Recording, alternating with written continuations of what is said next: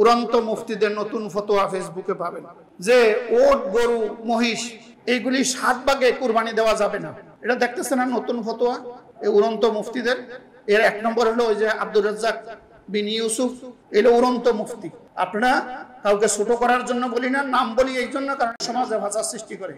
যারা গোস্ত কাটবে তাদেরকেও কুরবানির গোস্ত আপনি লিওয়াজহিল্লাহ আলাদা দিবেন, কিন্তু কাটার বিনিময়ে কুরবানির গোস্ত দেওয়া যাবে না। কথা কি পরিষ্কার বুঝাইতে পারছি? ইব্রাহিম আলাইহিস সালাতু ওয়াস সালাম আল্লাহর নির্দেশের সামনে তিনি তার সন্তানকে কুরবানির মহান দৃষ্টান্ত পেশ করেছেন। আল্লাহর হুকুমের সামনে তিনি আত্মসমর্পণ করেছেন। আমাদেরও জীবনে আল্লাহর হুকুমের সামনে নিজের খায়েশাতকে জবাহ করে আল্লাহর হুকুমের সামনে সারেন্ডার করা দরকার। আল্লাহর হুকুমের সামনে যখন আমরা সারেন্ডার করব তখন আমাদের অন্তরে খুলুসিয়াত পয়দা হবে, ইখলাস পয়দা হবে, একনিষ্ঠতা পয়দা হবে। তো যদি আমরা আমাদের নফসানিয়াতকে খায়েশাতকে এই কুরবানির মাধ্যমে জবাহ না করি আর নিজের আমিত্ব আর অহংকার যদি রাখি তাহলে হাজারো কুরবানি হবে, আপনার আমার নফসানিয়াত কখনো দমন হবে না। ঠিক না বে ঠিক? হবে না। কুরবানি আল্লাহর সন্তুষ্টির জন্য করতে হবে। কার সন্তুষ্টির জন্য? দুর্ভাগ্য আপনারা বললেও রাগ করেন, আর রাগ করার কথাই। আর আমিও না বইলা পারি না খতিব হিসাবে। গরু কত টাকাটা কিনছি, কত মন গোস্ত হইছে, তারপরে কি কি হইছে, গরুর শান মান আমরা বর্ণনা করতে থাকি। ঠিক না বে ঠিক? কে কত টাকাটা গরু কিনছে, কত মন ওজন হইছে, এটা আবার ফেসবুকে দিয়া বিশ্ববাসীকে দেখাইতে হবে। এই সমস্ত এগুলি করলেই তো কোরবানি কবুল হয়ে যায়। ঠিক না বে ঠিক? সেটা করলে এই সমস্ত এগুলি করলে কোরবানি কবুল হয়? কোরবানি গোস্ত কি দাড়ি পাল্লাটা মাপার জিনিস?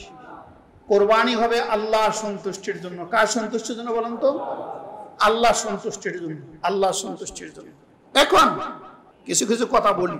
আগেই বলছি আমাদের সমাজে আহলুল ইলম আছে, ইলমের অধিকারী। তারা কোরআন সুন্নাহর সঠিক জ্ঞান, সঠিক মাসআলা, সঠিক ফতোয়া জাতির সামনে পেশ করে। আছে না এরকম? যদি না থাকতো তাহলে পৃথিবীতে বিশৃঙ্খল সৃষ্টি হয়ে যেত। ঠিক না বেঠিক? আহলুল ইলম, আহলুল উলামা আছে। এই যে কুরবানি আমরা দেওয়ার পরে, আমি আগেই বলছি আইয়ামে জাহেলিয়াত পর্যন্ত, আল্লাহ রাসূল সাল্লাল্লাহু আলাইহি সাল্লামের জমানা পর্যন্ত কাফেররা আবু জাহেল, উতবা, সায়বা এরাও কুরবানি দিত। এটা আপনারা জানেন কিনা? অনেকে জানেন না। আবু জাহেল, উতবা, সায়বা এরাও কুরবানি দিত। জাহেলি যুগেও কুরবানির রেওয়াজ রীতি ছিল, কিন্তু তারা কুরবানির গোশত খেত না। তারা কুরবানির গোশত খেত না। তারা জবাহ করতেন ওই বিভিন্ন দেবতার যে যেটার পূজা করে, লাত, উজ্জা, মানাত। আমরা বলি যে বিসমিল্লাহির রহমানির রহিম। আমরা কি বলি বলেন তো? রাহিম। তারা বলতো বিসমিল্লাতি উজ্জা ওয়াল মানাত। তারা কি বলতো? বিসমিল্লাতি উজ্জা ওয়াল মানাত। শুরু করছি লাত, উজ্জা এবং মানাত দেবতার নামে আমরা জবাহ করছি। আল্লাহ তাআলা বললেন এগুলি হবে না, জবাই হবে কার নামে? প্রত্যেকটা কাজ শুরু হবে আল্লাহর নামে, বিসমিল্লাহির রহমানির রহিম, এটা শুরু হবে। আল্লাহ রাসূল বলেছেন যদি কোনো কাজ করার পূর্বে কেউ বিসমিল্লাহ পড়ে, বিসমিল্লাহর বরকতে তার কাজটা অর্ধেক হয়ে যাবে। সুবহানাল্লাহ, জোরে কইলেন। বিসমিল্লাহর বরকতে ওই কাজটা হয়ে যাবে। আল্লাহ যদি না চায়, মানুষের জ্ঞান দিয়ে কোনো কাজের মধ্যে বরকত হইতে পারে না। আল্লাহর বিধান যদি কেউ না মানে, আল্লাহর হুকুম যদি কেউ না মানে, দুনিয়ার কোনো জায়গায় কেউ শান্তি প্রতিষ্ঠা করতে পারে না। শান্তি প্রতিষ্ঠা করতে হলে আকাশ এবং জমিনের যিনি মালিক, তিনি যে বিধান দিয়েছেন ওটা দিলেই শান্তি প্রতিষ্ঠা হবে। এর বাহিরে কোনো শান্তি প্রতিষ্ঠা হবে। যদিও অন্য প্রসঙ্গে আলোচনা করা, বুঝার জন্য বলছি। বলেন তো, এই দুনিয়ার যত দেশ আছে, দুর্নীতি দমন করার কি ওই রাষ্ট্রে ব্যবস্থা নাই? কোন দেশে কমিশন আছে, কোন দেশে কাউন্সিল আছে, কোন দেশে আলাদা মন্ত্রণালয় আছে? আছে না? দুনিয়ার থেকে দুর্নীতি কমছে না বাড়ছে? দুর্নীতি দমন ওই কমিশনের সদস্যরা নিজেরাও দুর্নীতিতে জড়ায়া মাঝে মাঝে মামলা খায়, চাকরি দেয়, এরকম ঘটনা মনে হয় নাই? আছে কিনা? আসলে দুর্নীতি হলো মানুষের কাল্ব। কিসের মধ্যে দুর্নীতি বলেন তো? কাল্ব। এই জন্য কোরআন বলছে ও শিফাউল লিন্নাস, কি قد جاءتكم موعظة من ربكم وشفاء لما في الصدور। ও মানব জাতি, তোমাদের কাছে এসেছে একটা নসিহতের গ্রন্থ, ওয়াজের গ্রন্থ। এই গ্রন্থের কাজ কি? এই কোরআনের কাজ হলো শিফাউল লিমা ফিস সুদূর, তোমার অন্তরের মধ্যে যত রোগ ব্যাধি আছে এটা শেফা করে দিবে। আচ্ছা, যারা চুরি করার আগে চুরির পরিকল্পনা তার অন্তরে আগে জাগ্রত হয়, ঠিক না বেটি? তাহাজ্জুদ করে, যে তাহাজ্জুদের পরিকল্পনা আগে তার অন্তরে জাগ্রত হয়, তারপরে বাস্তবায়ন করে কিনা? ঠিক মানুষগুলিকে সঠিক পথে আনার জন্য আল্লাহ তাআলার হুকুম, আল্লাহ তাআলার বিধানের মধ্যে আনতে হবে। আল্লাহ যেখানে শান্তি প্রতিষ্ঠার জন্য যেই বিধান দিয়েছেন ওটাকেই বাস্তবায়ন করতে হবে, তাহলে শান্তি আসবে। এর বাহিরে মানুষের কোন দফা দিয়া শান্তি আসবে না, বরং মানুষের তৈরি করা দফায় জাতির রফা শেষ হবে। এইভাবে যদি মানব রচিত দফা দিয়ে শান্তি প্রতিষ্ঠা করতে চায়, কিয়ামত পর্যন্ত জাতির রফা শেষ হবে, কিন্তু পৃথিবীর মধ্যে শান্তি আসবে না। কথা পরিষ্কার কিনা? ধরেন আমি এখন খতিব সাহেব, আমি যদি এখানে দাঁড়ায়া আগে সূরা পড়ি, পরে যদি সূরা ফাতিহা পড়ি, তাহলে মসজিদে কি শৃঙ্খল থাকবে না বিশৃঙ্খলা সৃষ্টি হবে? কেন বিশৃঙ্খলা সৃষ্টি হলো? ভাই আমি তো সূরা ফাতিহা পড়লাম, কেরাত তো পড়লাম, কেরাতটা আগে পড়ছি, ফাতিহাটা পরে পড়ছি, এইটুকুই তো উল্টাপাল্টা করছি নাকি? এইটুকু উল্টাপাল্টা করার পরে আপনার খতিব সাহেবের চাকরির গোলায় গরম পানি দিলেন, আর পিস্তনে আল্লাহু আকবার বলে চিল্লাইলেন।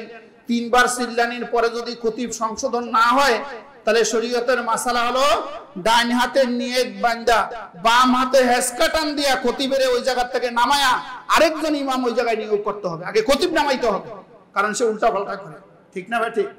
তো সমাজে যে এত উল্টাপাল্টা হয়, আপনারা কথা বলেন না কেন?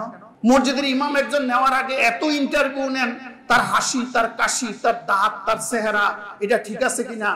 এই খতিবের চাইতে তো, ইমামের চাইতে তো বড় ইমাম হলো সমাজের ইমাম যারা, ঠিক না বেটি? তো সমাজের ইমামের হাসি কাশি, দাঁত, তাদের কি চরিত্র আপনারা কোনোদিন দেখছেন? দেখেন নাই। এই জন্যই তো সমাজে শান্তি নাই, মসজিদে শান্তি আছে, ঠিক না বেটি? মসজিদে যেটুকু শান্তি আছে এইটুকু মসজিদে আছে কিনা? হ্যাঁ, আল্লাহ বুঝার তৌফিক দিন।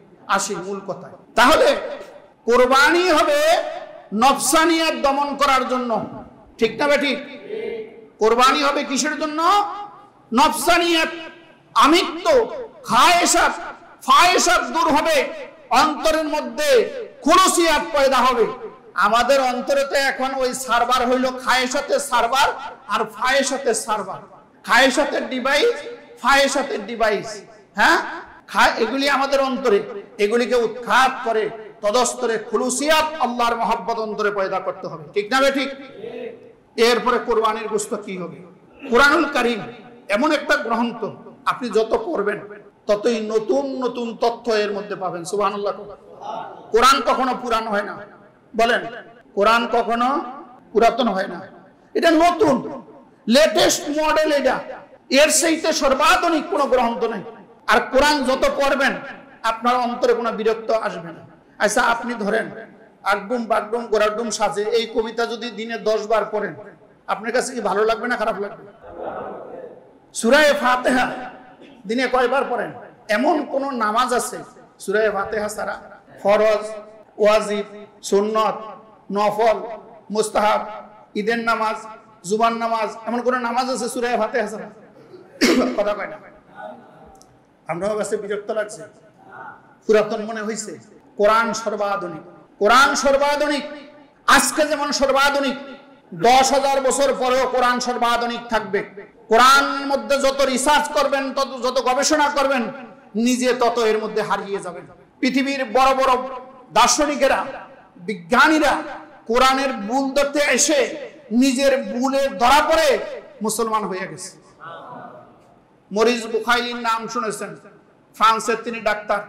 1976 সনে তিনি ফেরাউনের এন্ডোস্কোপি করিয়েছিলেন। আপনারা জানেন কিনা? এই ফেরাউন যে অরিজিনাল ফেরাউন না ডুপ্লিকেট ফেরাউন, এই ফেরাউনের এন্ডোস্কোপি করার ক্ষেত্রে 3 জন ডাক্তার ছিল, তার মধ্যে মরিস বুখাইলি ছিলেন। এই মরিস বুখাইলি সৌদি আরবে এসেছিলেন।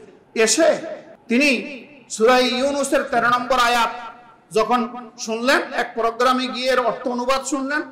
শোনার পরে তিনি চমকে উঠলেন। বলে কি, ফেরাউনকে আল্লাহ তাআলা সংরক্ষিত রাখবে, এটা কোরআন শরীফে আছে। ১৫০০ বছর আগে ঘটনা। আমি তো সেই দিন মাত্র ফেরাউনের এন্ডোস্কোপি করাইলাম, ঘটনা তো ঠিক।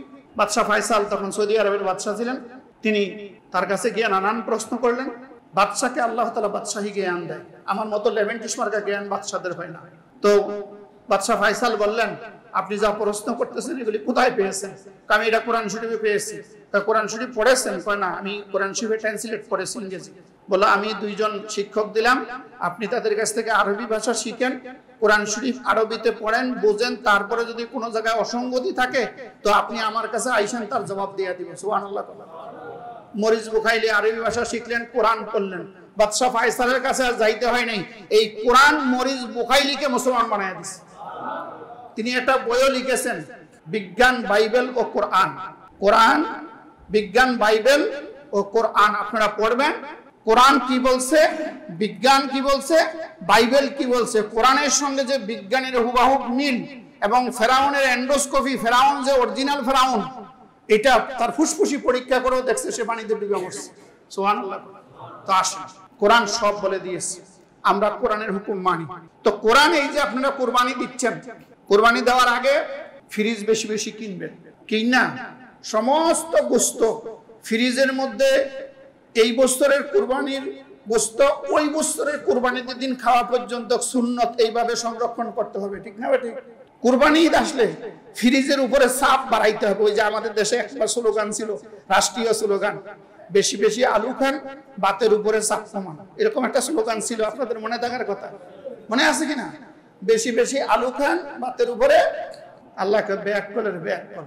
বাতের চাউল আমি পয়দা করি, আলু আল্লাহ আমি পয়দা করি, ঠিক না? ঠিক। আলু আর বাত তো একই জিনিস, এটার থেকে চাপ কমায় ওইটাতে পারে না, কি দরকার আছে? আল্লাহ কি এই যে তাম পৃথিবীর মাখলুকাতের আল্লাহ খাবার খাওয়ায়, আল্লাহ কি সমুদ্রের মাছের কইছে বেশি বেশি শ্যাওলা খাও, মাছের উপরে চাপ কমাও, এই কথা কোনোদিন বলছে? ওই যে একটু আগে বলছি, মানুষের তৈরি করা আজে বাজে জিনিস, ফাউল কথা এক এক সময় একটা নিয়ে আসে। তো আসেন, ফ্রিজে রাখবেন গোশত, সবগুলি রাখবেন না, সবগুলি। প্রথম আল্লাহ রাসূলের নির্দেশ ছিল, কোরবানির গোশত তোমরা 3 দিনের বেশি সংরক্ষণ করবে না, এটা ছিল ইসলামের প্রথম নির্দেশ। এরপর আল্লাহ তাআলা কোরআনুল কারীমের সূরা হজের 28 এবং 36 নম্বর আয়াত আপনারা বাসায় গিয়ে পড়বেন। আমাদের দেশে আগেই বলছি, আহলুল ইলমের অধিকারী তারা সঠিক ফতোয়া দেয়, আর উড়ন্ত মুফতি দুরন্ত ফতোয়া দিয়ে সমাজের মধ্যে নতুন নতুন চমক লাগায়, আর ফেসবুকে দেখবেন এগুলি ভাইরাল হয়ে যায়। কিছু জানে না, সূরা ফাতিহা সে পড়তে পারে না, সূরা ফাতিহাটা সঠিক পড়তে পারে না, সে দেখবেন ফতোয়া দিতেছে ফেসবুকে। আল্লাহর কোরআন বলছে, শোনো, এই কুরবানির গোশত তোমরা নিজেরা খাবে। কি করবে? 1 নম্বরে, ফাইজা ওয়াজাবাত জুনুবুহা ফাকুলু মিনহা। আল্লাহ এই চতুষ্পদ জন্তুর কথা বলছে, যখন এগুলি জবাই হয়ে যাবে 1 নম্বরে এর থেকে তোমরা খাবে। ফাকুলু মিনহা, তোমরা এর থেকে খাবে। ওয়াতিমুল কানিয়া, এরপরে ধৈর্যশীল অভাবগ্রস্ত আছে। ধৈর্যশীল অভাবগ্রস্ত কারা? এই সমাজের অসংখ্য সম্মানী মানুষ আছে, পয়সা নাই, কোরবানি দিতে পারে না, হাত পাইতা কারো কাছে চাইতে পারে না, তারা ধৈর্য ধরে আল্লাহর পরীক্ষা দিচ্ছে, এরকম লোক মনে হয় নাই সমাজে। তাহলে খাওয়ার পরে 1 নম্বর হলো, যারা এই সমাজের সম্মানী, অর্থের কারণে ধৈর্যের পরীক্ষা দিচ্ছে, আল্লাহ বলছে 2 নম্বরে তাদেরকে এই গোশত দাও। সুবহানাল্লাহ। তাহলে আমরা কাদেরকে দিব? নাম লিস্ট করে করে আমার আশেপাশে বা আত্মীয় স্বজনের মধ্যে যারা সম্মানী, অর্থের অনটনের কারণে কোরবানি দিতে পারতেছে না, তাদের কাছেও কোরবানির গোশত পৌঁছে দিতে হবে। এরপরে আল্লাহ বলতেছেন, ওয়াল মুতার, যারা মানুষের কাছে চায়, দেখেন না অনেকে হাটে হাটে চায়, ভাই গোশত দেন, গোশত দেন, গোশত দেন, আল্লাহ বলতেছেন এদেরকেও দিবে। তাহলে বোঝা গেল কোরআনুল কারীমে 28 নম্বর সূরা হজের 28 নম্বর আয়াতে আল্লাহ তাআলা বলতেছেন যে অনাথ, মিসকিন, ফকির যারা, তাদেরকেও দিবে। তাহলে আসেন, 1 নম্বরে কোরবানির গোশত নিজেরা খাবো। 2 নম্বরে এই সমাজের সম্মানী ব্যক্তি যারা অর্থের জন্য কোরবানি দিতে পারে না, নীরবে আল্লাহর কাছে ফরিয়াদ করে ধৈর্য ধারণ করে আছে, তাদের ঘরে ঘরে পৌঁছে দিব। 3 নম্বরে অনাথ, দুস্থ, মিসকিন যারা, তাদেরকেও আমরা দিব, ঠিক না ভাই? ঠিক। কিন্তু এই সমাজের এমন কুসংস্কার হয়েছে, গরুর আস্ত রান একটা কাইটা হয় জামাই বাড়ি পাঠায় দেয়, অথবা বিয়ে এবারে পাঠায়া দেয়, এটা মনে হয় নাই। হ্যাঁ, এইগুলি বাদ দেন। এই ফুটানি বহুত করছেন, ফুটানি করতে করতে একের অন্তর থেকে এখন কুরবানির যেই খুলুসিয়াত ছিল, কুরবানির যে উদ্দেশ্য ছিল নফসানিয়াত কুরবানি করা, সেটা নাই। বরং রান একটা রিক্সা দিয়ে পাঠাইতেছে আর সবার দেখায় হাজারো মানুষের খুলুসিয়াত আর নফসের খায়েশ বাড়াইতেছে। ঠিক না বেটি? এইগুলি বাদ দেন। তাহলে বুঝা গেল এই তিনটি ভাগে আমরা ভাগ করে দিব ইনশাআল্লাহ। ইনশাআল্লাহ। জি, আত্মীয় স্বজন তো আছে, একটু আগে কি বললাম, যারা সমাজের সম্পদশালী না, যারা সম্মানী আত্মীয় স্বজনের মধ্যে, সমাজের মধ্যে এমন কিছু লোক আছে যারা অর্থ অভাবে কুরবানি দিতে পারতেছে না, কিন্তু নিজের আত্মসম্মানের জন্য কারো কাছে চাইতে পারতেছে না, এমন আত্মীয় স্বজন, এমন প্রতিবেশীদেরকেও আমরা দিব। কথা কি বুঝাইতে পারছি? কোরবানির বস্তু বিক্রি করে কারা করে সেটা তাদের বিষয়। যাদেরকে আপনি দান করে দিছেন, দান করার পরে যদি কেউ নিয়ে গোস্ত বিক্রি করে সেটা তার বিষয়, সেখানে আমার দেখার দরকার নেই। কেউ যদি সেখানে বিক্রি করে আর কেউ যদি কিনে আনে খায়, সেটা তার বিষয়। কিন্তু যিনি কোরবানি দিবেন তিনি কোরবানির গোস্ত বিক্রি করার অধিকার শরীয়ত তাকে দেয় নাই, সে অধিকার রাখেন। কিনা যদি কেউ না পায়, আপনারা না দিলে খাবে না? আপনারা গোস্ত নিয়ে ফ্রিজে ভরবেন, আস্তা রান পাঠাইয়া দিবেন, সমাজের মানুষের না দিলে তাহলে আপনি দিবেন না। এক কথায় আর এক কথা আসে, ইসলামের ঈদ কোনটা? ঈদ এমন একটা জিনিস, ইসলামের বিধান হলো এই ঈদে সমাজের ধনী গরিব সকলে ঈদের কাতারে সামিল হবে। যেমন রোজার ঈদে আপনারা সিন্নি খাবেন, তারপরে কি সেমাই খাবেন, ফেতরা দিতে হবে গরিবদেরকে ঈদের আগেই, যাতে ফেতরার টাকাটা তারা ঈদের আনন্দের কাতারে সামিল হইতে পারে।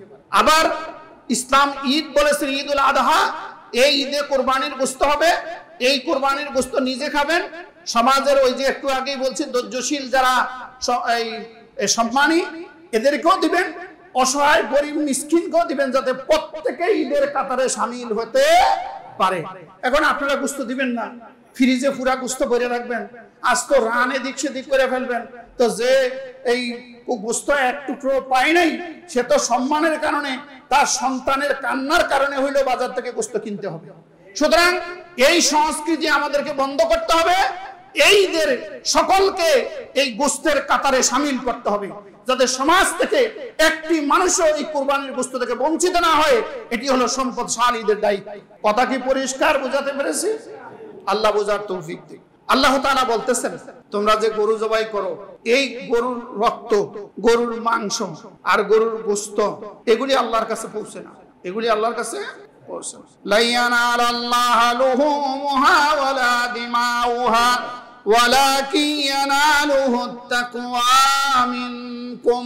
আল্লাহ বলেন, তোমাদের এই গোস্ত আর তোমাদের রক্ত এগুলি আল্লাহর কাছে যায় না, যায় হলো তাকওয়া, যায় হলো তাকওয়া।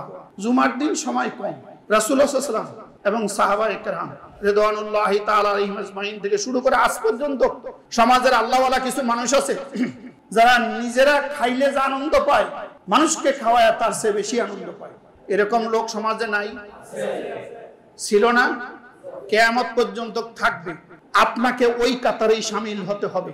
বহুবার এই মসজিদে বলেছি, সাহাবায়ে কেরাম নিজের সন্তানকে অনাহারে রেখে, নিজে স্বামী স্ত্রী অনাহারে থেকে মেহমানকে পেট পুড়ে খাবার খাওয়িয়েছে। মুসলিম শরীফের হাদিস, আল্লাহর কোরআনের আয়াত তাদের প্রসঙ্গে নাজিল হয়ে গেছে। সুবহানাল্লাহি বিহামদিহি। দেন না, দুই এক টুকরা গোস্ত দেন, তাকওয়া নিজের অন্তরে রাখেন, সমাজের প্রত্যেকে এই কাতারে শামিল করেন। তাহলেই আমরা কোরবানির সত্যিকার তাকওয়া অবলম্বন করতে পারবো এবং কোরবানি যেই উদ্দেশ্যে আল্লাহ তাআলা করেছেন, ওয়াজিব করেছেন, সেই উদ্দেশ্য সমাজে বাস্তবায়ন হবে। আল্লাহ তাআলা বুঝার তৌফিক দান করুন।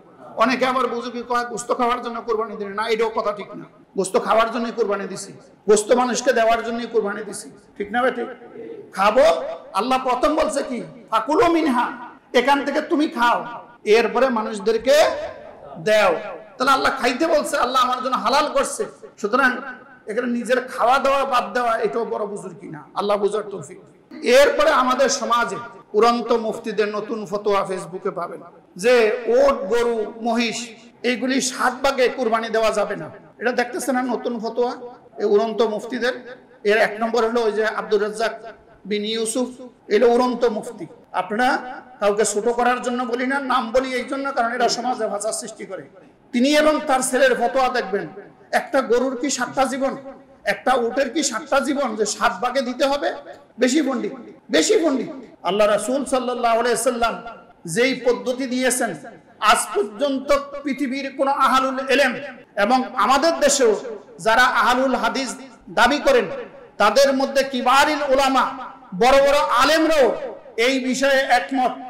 এক গরুতে 7 ভাগ। এক গরুতে কয় ভাগ? এক উটে 7 ভাগ, এক ছাগল, বক, এক মহিষে 7 ভাগ। ওই যে এরা আবার ফতুয়া দেয়, কিছু আছে মহিষ দিয়ে কুরবানি দেওয়া যাবে না, এই ফতুয়া দেওয়া যাবে না। মহিষ দিয়ে কুরবানি দেওয়া যাবে না, এই ফতুয়া দেওয়া যাবে। মহিষ দিয়ে কুরবানি দেওয়া যাবে, এটাও গৃহবলিতে বসে। তাহলে গরু, মহিষ, ওট এইগুলিতে 7 ভাগে দেওয়া যাবে, আর ছাগল, ভেড়া, দুম্বা এইগুলি 1 ভাগে দিতে হবে। এই প্রসঙ্গে বুখারী, মুসলিমে, আবু দাউদ, নাসাইতে অসংখ্য হাদিস আছে। জুমার দিন সময় কম, আমি তার মাত্র 2-3টা হাদিস আপনাদের সামনে পেশ করছি। হযরতে আব্দুল্লাহ ইবনে জাবের ইবনে আব্দুল্লাহ রাদিয়াল্লাহু তাআলা থেকে বর্ণিত, খারাজনা মা রাসূলুল্লাহ সাল্লাল্লাহু আলাইহি ওয়াসাল্লাম মুহাল্লিনা বিল হজ ফাআমারানা রাসূলুল্লাহ সাল্লাল্লাহু আলাইহি ওয়াসাল্লাম আন নাশতারিকা ফিল ইবলি ওয়াল বাকরি কুল্লু সাবাতিন মিন্না ফি বাদানাতিন। আল্লাহ রাসূল সাল্লাল্লাহু আলাইহি সাল্লাম এই সাহাবী জাবের ইবনে আব্দুল্লাহ রাদিয়াল্লাহু তাআলা থেকে বর্ণিত, তিনি বলেন, আমরা হজের সময় যখন মুহাল্লিনা হালাল হলাম, আল্লাহ রাসূল আমাদেরকে আদেশ দিলেন, প্রত্যেকটি ওট এবং প্রত্যেকটি গরুতে তোমরা 7 জনে 7 ভাগে কুরবানি। বুঝা গেল, গরু, উট এই জাতীয় জিনিসের 7 ভাগে দেওয়া যাবে। এই বিষয়ে আল্লাহ রাসূলের কোন সাহাবী, পৃথিবীর কোন আহলুল ইলম আজ পর্যন্ত দ্বিমত পোষণ করে নাই, বাংলাদেশের এই 2-1টা উড়ন্ত মুফতি ছাড়া। এরা হলো উড়ন্ত মুফতি। এরপরে হযরতে আব্দুল্লাহ ইবনে আব্বাস রাদিয়াল্লাহু তাআলা থেকে বর্ণিত। ও এরপরে বলি, কেউ যদি বলে এই হাদিসের মান কি, এই হাদিসটা হলো সহিহ মুসলিম শরীফের 1318 নম্বর হাদিস। 1300 কোন শরীফের? সহিহ মুসলিমের 1318 নম্বর হাদিস। আচ্ছা, এরপরে এবার যে হাদিসটা আপনাদের সামনে পেশ করব, এই হাদিসটার মান হলো সহিহ ইবনে মাজাহ শরীফের 2553 নম্বর, এরপরে তিরমিজির 905 নম্বর, নাসাইর 4392 নম্বর, এরপরে মুসনাদে আহমদের 2484 নম্বর এবং মুসলিমের 3131 নম্বরের হাদিস। عن عبد الله بن عباس رضي الله تعالى عنه كنا مع رسول الله صلى الله عليه وسلم في السفر। হযরত আব্দুল্লাহ ইবনে আব্বাস রাদিয়াল্লাহু তাআলা থেকে বর্ণিত, তিনি বলেন, আমরা রাসূলুল্লাহ সাল্লাল্লাহু আলাইহি ওয়াসাল্লামের সাথে সফরে ছিলাম। ফাহাদার আল আদহা, এমন সময় আমাদের সামনে ঈদুল আদহা এসে উপস্থিত হলো। ফাস্তারাকুন্না ফিল জাওরি আন আশরিন ওয়াল বাকারাতি আন সাবাতিন। আল্লাহ রাসূল আমাদেরকে উটের মধ্যে 10 ভাগ আর গরুর মধ্যে 7 ভাগে কুরবানি দেওয়ার নির্দেশ দিলেন। কিন্তু উটের মধ্যে 10 ভাগ দেওয়ার জন্য নির্দেশ দিয়েছিলেন, তখন পশুর অভাব ছিল, যাতে সকলেই বঞ্চিত হচ্ছে, এই জন্য আল্লাহ রাসূল এই নির্দেশ দিয়েছিলেন। কিন্তু মাসালা হলো, সমস্ত আহলুল ইলম এই বিষয়ে একমত, উটের মধ্যে 7 ভাগ, গরুর মধ্যেও 7 ভাগ, এইভাবে কুরবানি দিতে হবে। এরপর রাসূলুল্লাহ সাল্লাল্লাহু আলাইহি ওয়াসাল্লামের আরেকটি হাদিস, সেটা হলো হাদিসের মান হলো সহিহ মুসলিমের হাদিস।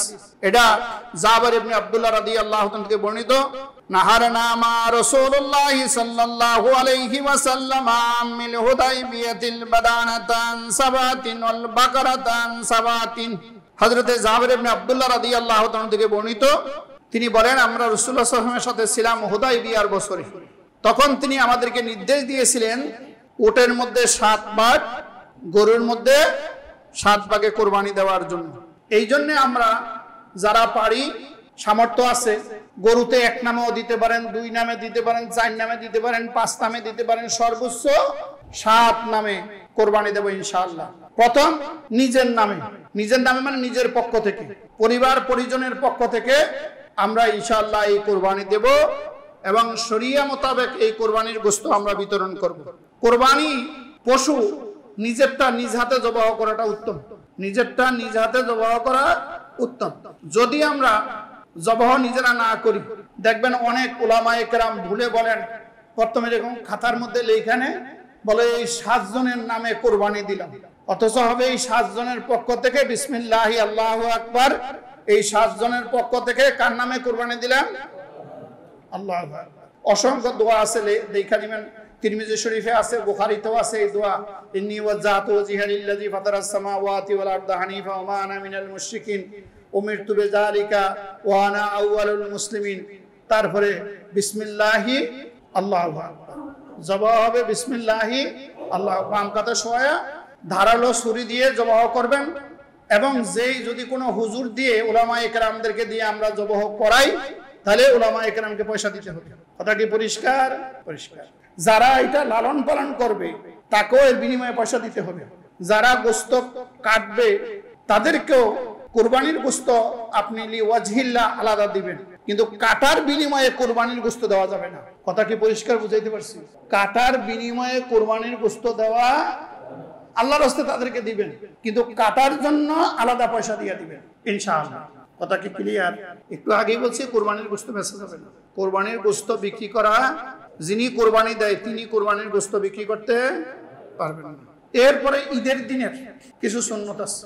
সেই সুন্নত হলো ঈদুল ফিতর, রোজার ঈদের দিনে কিছু মিষ্টি জাতীয় জিনিস খায় ঈদের নামাজ পড়তে যাওয়া সুন্নত।